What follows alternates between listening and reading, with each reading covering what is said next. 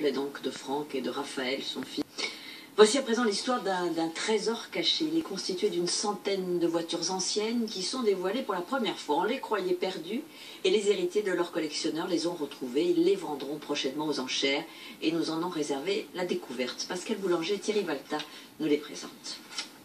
Un profond sommeil de 50 ans. Des modèles rares, Delahaye, Talbot, Delage, voisins, enchevêtrés au pied d'un château des Deux-Sèvres. Les abris de fortune en tôle ne pouvaient empêcher les outrages du temps. Les toiles d'araignées se sont invitées durablement. La végétation les a envahis. La poussière a servi de protection. Cet ensemble de 95 voitures est disséminé sur 3 hectares, sur cette propriété, donc dans les Deux-Sèvres. Et nous sommes face à des sculptures automobiles, des mécanomorphes, qui restent figés ici depuis plus de 50 ans.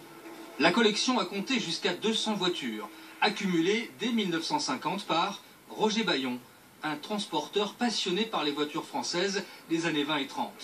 Avec son fils, Jacques, qui préférait les Ferrari, il voulait faire un musée.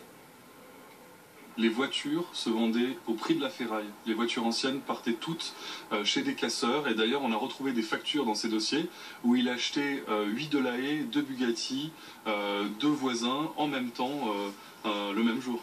Les camions sont les vestiges d'une époque dorée qui a pris fin en 1978 avec la faillite des transports Bayon. Pour couvrir le passif, une centaine de joyaux furent vendus. On croyait la collection éteinte, il n'en était rien. Les petits-enfants n'avaient pas le droit d'inviter des amis dans la propriété. Jacques Bayon y est mort l'an dernier sans rien vouloir montrer de son rêve brisé, de ses trésors cachés. Nous voici devant une Talbot Lago T26 par Saoutchik, le célèbre carrossier français. Cette voiture est un modèle unique. Elle a été carrossée pour le roi Farouk d'Égypte. Donc c'est une voiture qui a été totalement faite sur mesure. Elle partageait ses jours et ses nuits avec une Facel Vega Excellence 4 portes et quelques merveilles de l'entre-deux-guerres. À l'heure actuelle, je pense qu'il n'y a aucune collection endormie comme ça qui reste en France. Ça doit être une des dernières.